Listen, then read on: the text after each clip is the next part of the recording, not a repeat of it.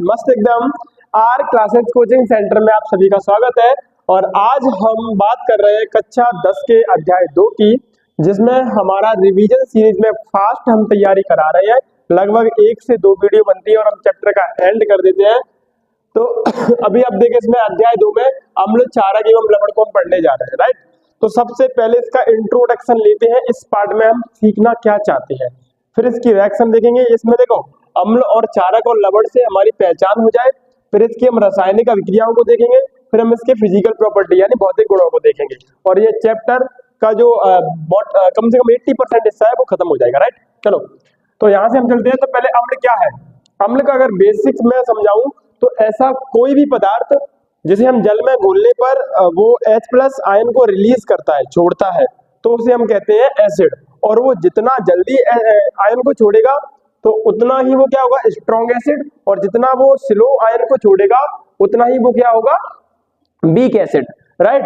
तो एसिड की पहचान किससे होती है कि किसी भी पदार्थ को, जैसे लिखेंगे एसिड किसे कहते हैं, तो किसी भी पदार्थ को यदि हम जल में घोलते हैं और वो H+ आयन देता है, तो इस H+ का मतलब हाइड्रोजन आयन छोड़ता है, उसे हम अम्ल कहते हैं। ये लिखेंगे। पेपर में पूछा अम्ल किसे कहते हैं, तो आप ये नहीं बताओगे स्वाद में खट्टा होता है वही होगा। खट्टे तो बहुत सारी चीजें होती है, अम्ल नहीं होती, ठीक है ना। तो किसी भी पदार्थ को जल में घोलने पर यदि वो H+ आयन यानी अर्थात हाइड्रोजन आयन छोड़ते हैं तो उसे हम अम्ल कहते हैं, उसी पदार्थ को अम्ल कहेंगे, ठीक है। तो क्षारक किसे कहते हैं, तो किसी पदार्थ को जल में घोलने पर OH- आयन अर्थात हाइड्रोक्साइड आयन छोड़ता है, उसी पदार्थ को हम क्षार कहेंगे। ये बात क्लियर है। आगे देखें, तब दूसरी प्रॉपर्टी आती है कि जो आयन छोड़ेगा वो स्वाद में खट्टा भी होगा, है ना। तो अम्ल स्वाद में खट्टे होते हैं और क्षारक स्वाद में कड़वे होते हैं। एंड नेक्स्ट तीसरी वाली प्रॉपर्टी और पहचान में देखें तो अम्ल क्या करते हैं, जैसे इस तरह से ये कागज है, जैसे बुक्स है कोई, ऐसे ही लिटमस पेपर आ जाते हैं केमिस्ट की दुकान पे। तो वहां आप देखेंगे तो केमिस्ट की दुकान से जो पेपर लाएंगे, उन पेपरों पे अगर हम नींबू का रस वगैरह कोई डालेंगे तब क्या करेगा, हम नीले लिटमस पेपर पे अगर हम नींबू का रस डालते हैं तो वो लाल हो जाएगा तुरंत। यानी तो इससे ये समझ में आता है कि अम्ल नीले लिटमस पत्र को लाल कर देते हैं। इस वाले पॉइंट को बहुत ज्यादा ध्यान से लेना, क्योंकि बच्चे बहुत ही कंफ्यूज होते हैं इस वाले पॉइंट में। वो नीले को लाल, लाल को नीला कर देते हैं। तो इसको ऐसे समझो कि अगर हम किसी भी वस्तु पर या किसी व्यक्ति पर हम एसिड को डालेंगे तो गुस्से से क्या हो जाएगा, वो लाल हो जाएगा। तो जो नीला था, नॉर्मल था, वो कैसा हो गया, लाल, क्योंकि हमने एसिड डाला है और एसिड जलन होगी उसके ऊपर, राइट। तो हम क्या करेंगे, हम क्या करता है, नीले लिटमस पत्र को लाल कर देता है, जबकि क्षारक इसका उल्टा करेगा, यानी लाल लिटमस पत्र को वो नीला कर देगा। क्लियर। अब पॉइंट नंबर 4 पे देखें तो ये कह रहा है अम्ल का pH मान 7 से कम होता है, यानी जो पदार्थ होंगे उनका pH मान 7 से कम होगा। pH मान जितना 7 से कम होगा वो उतना ही क्या होगा, स्ट्रॉन्ग, उतना ही पावरफुल, है ना, एसिड होगा। अब बात आती है कि pH मान क्या है ये, तो pH मान के बारे में अभी इस अम्ल क्षार को थोड़ा सा समझने के बाद हम pH मान पर चलेंगे, उसको डिटेल में देखेंगे, राइट। और इधर देखें क्षारक का, यानी क्षार का pH मान देखें तो 7 से ज्यादा होता है। अब यहाँ नोट, एक बात मेरी ध्यान से सुनो कि क्षारक और क्षार में डिफरेंस क्या है। क्षारक और क्षार में डिफरेंस पूछा जाएगा कि क्षारक किसे कहते हैं या क्षार क्या होता है, इनमें क्या अंतर है, इसकी परिभाषा बताओ, समझाओ इसको, है ना। तो आपसे क्वेश्चन ये पूछा गया तो आप क्या बताएंगे कि जल में घुलनशील क्षार को क्षारक कहते हैं। क्षारक क्या है, जो जल में घुल जाएगा वही क्षारक था। यानी OH तो सबके फॉर्मूले में हो सकता है, अल्कोहल में भी OH आ सकता है, हाइड्रोक्साइड आयन, है ना, लेकिन वो जल में नहीं घुलेगा तो हम कहेंगे वो क्षार नहीं है। लेकिन जल में घुलनशील क्षारक को क्षार कहते हैं। क्षार समझ में आया। क्षारक वो चीज, देखो क्षारक क्या, अम्ल क्या होगा, तो H+ आयन छोड़ा जिसने, है ना, रिलीज किया। क्षारक मतलब OH आयन माइनस आयन। लेकिन जल में घुलनशील क्षारक को क्षार कहते हैं। क्षार क्या है, जल में घुलनशील क्षारक को क्षार कहते हैं, जो OH- आयन छोड़ता है, ठीक है ना। चलो आयो यहाँ पर। तो अम्ल के कुछ मैंने एग्जाम्पल लिए हैं, हाइड्रोक्लोरिक अम्ल HCl, सल्फ्यूरिक अम्ल H2SO4, इसका दूसरा नाम है हाइड्रोजन सल्फेट। तो यहाँ पर जो नाम है यौगिक के वो मैंने बनाना आपको पहली वीडियो में सिखा दिए थे, और अगर नहीं सीखे हैं तो आप दोबारा कमेंट करें और उस वीडियो को एक बार दोबारा से फिर देखें, मैं कमेंट में लिंक दे दूंगा, राइट। तो देखना, हाइड्रोक्लोरिक एसिड को अगर हम ब्रीक करते हैं, अगर हम इसे जल में घोल देते हैं तो क्या होता है, या हम किसी पदार्थ में तोड़ेंगे इसे बैटरी में भर करके या कहीं भी, तो इसमें से H+ अलग निकलेगा और Cl- अलग निकलेगा, क्योंकि ये इन दोनों से मिलकर के ही बना था। ऐसे ही यहाँ H2SO4 को अगर हम तोड़ते हैं तो H+ अलग हो जाएगा और SO4 अलग हो जाएगा, राइट। ऐसे ही हम HNO3 पे देखते हैं तो H प्लस अलग और NO3 2 माइनस अलग, सॉरी एक मिनट माइनस होगा केवल ये, है ना, 2 माइनस नहीं, क्योंकि यहाँ पर 2 होता है तो माइनस होता हुआ आएगा 2 माइनस। तो यहाँ HNO3 इसे बोलते हैं नाइट्रिक एसिड। जैसे नाइट्रिक एसिड की मैंने आपको एक रिएक्शन दी है कि नाइट्रिक एसिड में धातुओं से रिएक्शन कराते तो क्या बनता है, उसे अब मैं वीडियो की डिस्क्रिप्शन में लिंक दे दूंगा, वहां भी देखें, बहुत इंटरेस्टिंग वो रिएक्शन है, राइट। इसको हम देखें तो एसिटिक एसिड, अब इसको हम पढ़ेंगे ऐसे यौगिकों को जो कार्बनिक यौगिक है, उन्हें हम ऐसे ही कक्षा 10 में 4 वाले अध्याय में बहुत डिटेल से पढ़ेंगे इन एसिड को और इन सबका टॉपिक आएगा, राइट। तो अभी आएंगे इसके बाद। तो अभी देखें ये अगर हम इसको तोड़ेंगे अपने आयनों में तो ये H प्लस अलग करेगा और CH3 COOH माइनस ये अलग कर देगा। तो ये अपने आयनों में टूटेगा जिसमें प्लस और माइनस टाइप के 2 आयन निकलेंगे। इस वजह से ये विद्युत का सुचालक होता है, यानी इसमें करंट आ सकता है ना। कब आएगा, लेकिन ये जल में घुलनशील होगा, घुल जाएगा, तब ये करंट देगा। क्लियर ना। अब चलते हैं क्षारक की ओर। तो क्षारक में क्या होता है, OH माइनस, वही क्षारक है फिर तो अगर उसको हम जल में घोलते हैं या तोड़ते हैं उसको, तो वो क्या करेगा, K प्लस अलग OH माइनस अलग कर देगा, क्योंकि उससे मिलके बना था, इन दोनों से मिलके बना था, उनको अपने आयनों में तोड़ देगा, है ना। इनको ध्यान रखें क्योंकि ये अभिक्रिया करते टाइम हमें बहुत ज्यादा जरूरत पड़ेगी इन सब की, कि H प्लस मैंने अभी अभिक्रिया दूंगा कि धातु से सल्फ्यूरिक अम्ल की क्रिया कराऊं, तो अब कैसे वो रिएक्शन होगी इसको सीखेंगे, तभी तब ये आपको याद होंगे। तो एक बार इसका स्क्रीनशॉट ले लो और इसको एक बार नोट कर लो, राइट। चलो ले लिया। अब आते हैं इसकी हम, तो अब बात करते हैं हम अम्लों के रासायनिक गुणधर्म की, ठीक है ना। तो केमिकल प्रॉपर्टी ऑफ एसिड, यानी इनकी हम बात करते हैं, तो इन्हें हम कैसे समझेंगे। 3 प्रॉपर्टी के जो फॉर्मूले हैं इनको याद रखना है। 3 प्रॉपर्टी के, जैसे अम्ल प्लस धातु के साथ क्रिया करेंगे तो क्या बनेगा, कार्बोनेट और धातु हाइड्रोजन कार्बन के साथ एसिड की क्रिया होगी तो क्या बनेगा, और अम्ल धातु ऑक्साइड के साथ क्रिया करेगा तब क्या होगा, राइट। अब इन अगर तीनों केमिकल के फॉर्मूले समझ में आ जाते हैं तो आपको आती है ये पार्ट, आप बेस्ट होगा आपका सबसे ज्यादा, ठीक है ना। देखो पहले, अब मैंने 4 इस टॉपिक में जो कक्षा 10 में आपके 4 ही एसिड दिए, तो इन चारों एसिड को मैंने यहाँ पर लिख लिया है और किसमें ब्रेक होंगे ये भी लिख दिया है, राइट। अब आप धातु उन्हें कहते हैं जिन पे प्लस आयन होता है, जैसे कि sodium, potassium, magnesium, calcium, zinc, कई सारे, है ना, सिल्वर, एल्यूमिनियम, जिन पे प्लस आयन होते हैं वो धातु होती है। अब एसिड में से आप कौन सा भी एसिड लो और एक धातु ले लो जो आपको सिंपल लगे। मुझे सिंपल लगे तो मैं ले लेता हूँ आपके लिए सोडियम, है ना, और मैंने एसिड ले लिया यहाँ पर, कोई पहला वाला एसिड ले लूँ मैं HCl। तो मैं HCl से मैं सोडियम की रिएक्शन कराऊंगा तो मेरा फॉर्मूला कहता है कि धातु के साथ यदि अम्ल की क्रिया कराओगे तो लवण बनेगा और हाइड्रोजन गैस बनेगी। लवण उसे कहते हैं जिसमें ना तो H प्लस निकलेगा घुलने पर जल में, ना OH माइनस निकलेगा। जब दोनों में से कोई भी नहीं निकलेगा तो वो लवण होगा। यानी अगर H प्लस छोड़ दिया तो वो एसिड है, अगर OH माइनस छोड़ दिया तो वो क्षारक है। अब दोनों में से कोई भी नहीं छोड़ा तो वो लवण है, ठीक है ना। तो अब हम इसको ब्रेक करें, से क्या बनेगा, तो आप देखो यहाँ पर ब्रेक करके H प्लस और Cl माइनस और यहाँ से Na प्लस, तो होगा क्या कि ये H प्लस है, ये तो बाहर जाएगा, प्रतिस्थापित हो जाएगा इस क्रिया से, और ये है वो इधर आएगा सोडियम वाला प्लस, है ना। तो यहाँ क्या बनेगा, Na प्लस Cl माइनस, और वो H प्लस है वो आउट हो जाएगा बाहर।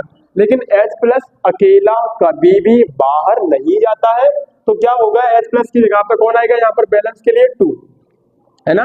तो यहाँ भी बैलेंस के लिए 2 लगा लेंगे तो ये हो जाएगा आपका 2NaCl। अब इन्हें हटा दो प्लस आयन को, 2NaCl, ठीक है ना। तो ये निर्माण हुआ, प्लस क्या निकलेगी, हाइड्रोजन गैस H2, बैलेंस हो चुका है हमारा। अब यहाँ देखने वाली बात क्या थी, अगर मैं ये बोलूं कि ये कौन सी अभिक्रिया है तो आप क्या बताओगे, किसी यौगिक में से, पहले वाले चैप्टर क्वेश्चन कर दूं मैं, ये कौन सी अभिक्रिया है, तो किसी यौगिक में से अधिक क्रियाशील तत्व ने कम क्रियाशील, अपने से कम क्रियाशील तत्व को विस्थापित कर दिया, इसलिए ये विस्थापन अभिक्रिया का एग्जाम्पल भी हो गया, ठीक है ना।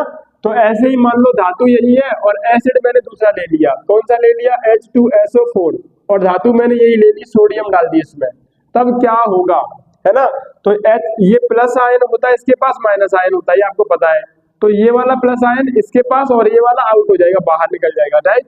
तो यहाँ पर क्या बनेगा, Na और SO4, लेकिन Na पे प्लस चार्ज होता है, SO4 पे 2 माइनस, तो SO4 का 2 माइनस अब वो इधर आ जाएगा, तो यहाँ से क्या बनेगा, SO4 पर ये 2 Na2SO4 और उधर से क्या निकल के आ जाएगा H2। तो आपने फिर देखा जो तत्व का निर्माण हुआ ना तो इसमें H प्लस है ना इसमें OH माइनस है, तो ये क्या हुआ लवण है ना, और हाइड्रोजन गैस फिर निकल गई। अब बैलेंस की बात करें तो सोडियम इधर कितने हैं एक, इधर कितने हैं दो, तो यहाँ दो कर दो हो गए बरोबर। अब SO4 एक SO4 एक ही है, H2 हो गया बैलेंस। तो ये कौन सी अभिक्रिया हो गई, यानी अम्ल की अगर हम देखें तो फिर ये विस्थापन हुआ तो विस्थापन अभिक्रिया फिर से हो गई। और देखा अम्ल ने धातु से क्रिया करी तो ये क्या बन गया लवण बना प्लस हाइड्रोजन गैस बनेगी। अब वो आपसे ये पूछेगा कि अम्ल के कोई 4 रासायनिक गुणधर्म लिखो या अम्ल की कोई 2 अभिक्रियाएं लिखो, अम्ल की रासायनिक 2 अभिक्रिया लिखो, किस तरह से भी क्वेश्चन बनाएगा तो आप इसको लिखेंगे राइट। ओटीओ में डाल सकता है कि अम्ल धातु के साथ क्रिया करके क्या बनाते हैं क्या छोड़ते हैं, रिक्त स्थान में दे सकता है आपको है ना। तीसरा एसिड ले लो, कोई भी ले सकते हो आप, नाइट्रिक एसिड ले लिया मैंने तीसरा वाला है ना, पहला A हो गया B और ये C, तो नाइट्रिक एसिड HNO3 प्लस क्या डाल दो कोई धातु ले लो, दूसरी ले लो, बार बार यही ले रहा हूँ तो लो Zn ले लिया। अब मैं आगे करूंगा तो ये वाला प्लस होता है आपको पता होगा, इस पे प्लस इस पे माइनस, अगर आपको ये याद नहीं है प्लस माइनस तो आप थोड़ी सी दिक्कत आएगी आपको, इसलिए आपको पीछे वाला वीडियो देखना पड़ेगा पहले है ना बैलेंस वाले ये रिएक्शन में। तो यहाँ से क्या होगा ये 2 प्लस है वो इधर आएगा और ये प्लस उधर जाएगा, यानी ZnNO3, तो 2 प्लस Zn का इधर आ जाएगा ऐसे और क्या निकल जाएगा उधर से H2। अब 2 तो यहाँ है ही नहीं तो यहाँ पर 2 बैलेंस के लिए लगाएंगे तभी वहाँ 2 होगा, उधर भी NO3 इसमें 2, ठीक है ना। तो ये देखो ना इसमें H प्लस है ना इसमें OH माइनस है, तो ये क्या बन गया लवण प्लस हाइड्रोजन गैस निकल गई। तो आपका एग्जाम्पल होमवर्क होगा कि आप इन धातुओं के साथ क्रिया करवाएंगे, एक तो मैंने ले लिया कैल्शियम, एक ले लिया मैग्नीशियम, एक ले लिया एल्यूमिनियम, इस पर 2 प्लस इस पर 2 प्लस इस पर उधर 3 प्लस और मैंने ले लिया कॉपर 2 प्लस। इन धातुओं के साथ आप इन चारों एसिड की रिएक्शन करवा के बनाएंगे, बार बार क्या बनेगा, इन धातुओं के साथ इन चारों एसिड को रिएक्शन करवाएंगे क्या बनेगा, ठीक है ना, ये आपका होमवर्क होगा। ये धातु के जैसे मैंने सोडियम लिखी आप यहाँ लिखेंगे Ca2 Ca बस केवल, मैंने Na लिखी आप मैग्नीशियम, मैंने जिंक लिख दी आप इनमें से कोई, इन पहले इनके साथ चारों केमिकल ये रिएक्शन, फिर मैग्नीशियम के साथ चारों, फिर एल्यूमिनियम के साथ चारों, फिर कॉपर के साथ चारों, ये आपका होमवर्क होगा, इसे आपको करना है राइट। अब हम चलते हैं दूसरे पॉइंट पर जिसमें क्या है धातु कार्बोनेट और धातु हाइड्रोजन कार्बोनेट। तो सबसे पहले हम ये समझ लेते हैं कि धातु कार्बोनेट क्या होता है और धातु हाइड्रोजन कार्बोनेट क्या होता है राइट। तो मैंने आपको एक आयन याद कराए थे इसके फर्स्ट अध्याय की वीडियो में, जिसमें मैंने कहा था कि 9th क्लास का टॉपिक है, इसको 10th में बहुत जरूरत पड़ेगी। तो उसमें देखो मैंने आपको कहा था कि जो कार्बोनेट है ना, क्या है कार्बोनेट, तो कार्बोनेट में आपने क्या याद किया CO3 2 माइनस। ऐसे ही एक और उसमें आया था हाइड्रोजन कार्बोनेट, हाइड्रोजन कार्बोनेट है ना, तो इसमें था HCO3 एक इलेक्ट्रॉन हाइड्रोजन ले लिया माइनस है ना, तो आपने ये याद किया होता। अब अगर कार्बोनेट के साथ कोई धातु लग जाएगी, इनमें से कोई धातु या प्लस वाली कोई धातु, तो बन जाएगा क्या धातु कार्बोनेट, धातु कार्बोनेट, धातु कार्बोनेट, धातु कार्बोनेट, समझ में आ गया। ऐसे इधर करें तो हाइड्रोजन, तो इनमें से लग जाएगी तो धातु हाइड्रोजन कार्बोनेट, अगर मैग्नीशियम जुड़ गया इसके साथ में तो मैग्नीशियम हाइड्रोजन कार्बोनेट, तो उसको बोलेंगे मैग्नीशियम धातु थी तो धातु हाइड्रोजन कार्बोनेट। अगर ये जुड़ गया एल्यूमिनियम तो ये भी धातु है तो धातु हाइड्रोजन कार्बोनेट, पर इसका नाम क्या हो जाएगा एल्यूमिनियम हाइड्रोजन कार्बोनेट। ये जुड़ेगा तो कॉपर हाइड्रोजन कार्बोनेट, लेकिन सबके सब क्या है ये धातु है, धातु हाइड्रोजन कार्बोनेट है। अब उसने कहा कि धातु हाइड्रोजन के साथ क्रिया करवाओ एसिड की, आगे अपना कंपटीशन का एग्जाम हुआ उसमें उसने पूछ लिया, मान लेते हैं आगे की बात है। तो मैं यहाँ सबसे पहले किसकी लेता हूँ धातु कार्बोनेट लेता हूँ, तो कार्बोनेट के लिए CO3 2 माइनस वो लिखा है और धातु कोई ले लो एक, तो मैंने ले ली मान लो सोडियम जो कि प्लस। अब इसका यौगिक क्या बनेगा, फॉर्मूला क्या बनेगा इसका, तो Na2CO3, तो ये यौगिक हो गया, ये क्या है धातु कार्बोनेट है, हो गया धातु चलिए कार्बोनेट से। अब हम किसके में जोड़ेंगे इसको, एसिड में डाल दो, HCl में मैंने डाल दिया इसको, एक एसिड ले लिया कोई भी एसिड ले लो 4 में से, या को 4 दिए मैंने टॉपिक में। अब इसको ब्रेक करना आना चाहिए, ये किससे बना था इन दोनों से, ये किससे बनेगा H प्लस Cl माइनस से। अब ये वाला प्लस, इसमें मैंने आपको नियम बताया अभिक्रियाओं को कि दोनों अभिक्रियाओं में यौगिक यदि आयनों में डिवाइड हो गए, अपने अपने आयन में टूट गए, तो अदला बदली हो जाएगी, आयनों का आदान प्रदान हो जाएगा, वही तो विस्थापन क्रिया उत्पन्न हो जाएगी। यानी ये वाला प्लस इधर जाएगा और ये वाला प्लस इधर आएगा, तो हाइड्रोजन किसके आ जाएगा, इसके साथ आएगा, है ना, और ये यहाँ जाएगा। तो एरो में मैं कह दूं तो H प्लस किसके साथ आएगा, CO3 2 माइनस के साथ, ये वाला H यहाँ पर, और ये Na कहाँ जाएगा, इसके पास। तो क्या बनेगा, Na प्लस Cl माइनस। अब इस एरो में भर दो अभिक्रिया, क्या बनेगा इसका फॉर्मूला, H2CO3, ठीक है, प्लस NaCl। अब बोलो यहाँ पर क्या बना, इसमें लवण ये रहा, लेकिन लेकिन लेकिन अगर ये बन जाएगा तो ये अपने आप में एक एसिड है, और फॉर्मूले ने क्या कह दिया तुमसे कि धातु कार्बोनेट के साथ अम्ल की क्रिया होगी तो लवण बनेगा, जल बनेगा, CO2 बनेगा। तो ये आपने बना दिया लवण, तो वो भी इसमें Na भी नहीं है, वो H भी नहीं है, और Cl माइनस भी वो नहीं है, क्या कहते हैं OH भी नहीं है, तो ये एक तरह के लवण हो गया। अब ये तो एक एसिड है और फॉर्मूले ने मना कर दिया है कि एसिड बनता ही नहीं है कभी, तो क्या बनेगा, जल बनेगा। तो जल क्या बनेगा, H2O। अब H2 और एक ऑक्सीजन निकाल दो इसमें से, H2 निकाल दी और एक ऑक्सीजन निकाल दिया, तो क्या बचा भैया, CO2 रह गया ना, यहाँ से H2 और एक ऑक्सीजन, तो CO2 रह गया, तो CO2 carbon carbon die oxide. बहुत अच्छे, लाइट आ चुकी, इसी का इंतजार था, है ना, पर ये सब ये पाइप तो ये रिएक्शन हमने देखी, इसमें ये समझ में आया कि अगर धातु कार्बोनेट एसिड से क्रिया करेगा तो क्या बनेगा, इसका तो हटा ही दो, लवण जल प्लस CO2, लवण प्लस, अगर ये बन भी जाए तो ध्यान रखना कि इसको निकालना है, H2 निकलेगा इसमें से और CO2 निकलेगा, राइट। अब ध्यान दें, अगला पॉइंट हमारा क्या कहता है, दूसरा वाला, कि धातु हाइड्रोजन कार्बोनेट। तो धातु ले लो आप एक कोई, इसको मैं साफ कर लूं पहले, है ना, एक मिनट, फिर स्क्रीनशॉट नहीं ले पाएंगे, चलो कोई बात नहीं, देखो तो मैंने धातु ले ली Na और हाइड्रोजन कार्बोनेट HCO3 माइनस, तो ये क्या हो गया, धातु हाइड्रोजन कार्बोनेट, एंड इसमें मैंने कोई एसिड ले लिया HCl3, ठीक है ना। तो क्या बनेगा, फॉर्मूले में जो कहा वही बनेगा, लवण प्लस जल प्लस CO2। तो लवण बनने के लिए क्या होगा यहाँ पर, NaCl, क्योंकि ये Na अलग और Cl माइनस टूटेगा जी, और यहाँ से H2 प्लस CO2, कोई बदलाव नहीं होगा, वही आएगी रिएक्शन, है ना, H2O और वही, यानी बैलेंस हो जाएगा। H2 यहाँ से देखो, ये एक H H2, उसमें से O और CO2 निकल जाएगी। तो ये एक लाइन याद रखने वाली पॉइंट ये रही कि धातु कार्बोनेट से अम्ल की क्रिया कराओ तब भी यही बनेगा, लवण प्लस जल प्लस, है ना, चाहे धातु हाइड्रोजन बाई कार्बोनेट से कराओ, हाइड्रोजन कार्बोनेट से अम्ल की क्रिया, तब भी यही बनेगा। तो दो पॉइंट याद हो गए आपको, एक पहला वाला और एक ये वाला। अब आते हैं नेक्स्ट पॉइंट में जो होगा अंतिम। तो अब देख रहा धातु और ऑक्साइड, यदि धातु परमाणु ये लिखे आपने, और भी होते हैं वैसे, और अगर ये ऑक्सीजन से क्रिया कर लेंगे तो क्या बन जाएगा, धातु ऑक्साइड। जैसे मैंने यहाँ लिख दिया O2 माइनस, अब मैं इससे मिलाता हूं इन दोनों को, इससे, तो क्या बनेगा, देखना Ca2 प्लस और O2 माइनस, तो फॉर्मूले में ये बराबर हो गए, तो क्या बनेगा, CaO। तो ये धातु थी ना Ca, तो धातु ऑक्साइड बन गया ना। ऐसे धातु ऑक्साइड कितने हो सकते हैं, कई सारी, है ना। ऐसे मैं कह दूं मैग्नीशियम ऑक्साइड, ये भी हो गया धातु ऑक्साइड, है ना। ऐसे मैं कह दूं Al2O3, ये भी धातु ऑक्साइड हो गया। ऐसे CuO, ये भी धातु ऑक्साइड हो गया। तो धातु ऑक्साइड कई सारे हो सकते हैं, ठीक है ना। ऐसे ही Na2O, ये भी धातु ऑक्साइड हो जाएगा क्योंकि वो धातु है Na। तो धातु ऑक्साइड को मैंने किससे क्रिया करवानी है, एसिड से, तो एसिड ले लिया और एक कोई धातु ऑक्साइड ले लो, आपकी जो इच्छा हो वो ले लो। जैसे मैंने यहाँ बनाया तो मैं यही ले लेता हूँ CaO। तो आगे क्या बनेगा अब बताओ, तो इसको तोड़ना आना चाहिए, आगे पता भी नहीं है क्या